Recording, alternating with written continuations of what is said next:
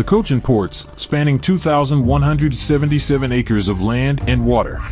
A vital hub of maritime activity, it faces unique challenges in monitoring vessel activities and potential encroachments within its expansive boundaries. Identifying the encroachments within the port's limits is crucial. Unauthorized structures and vessels pose a threat to the port's operations and security. Cochin Port needs a solution that provides clarity and insight for effective decision-making. Introducing the medium-altitude, long-endurance drone that will serve as a platform to search and track vessels plying in the designated area around the port 24/7.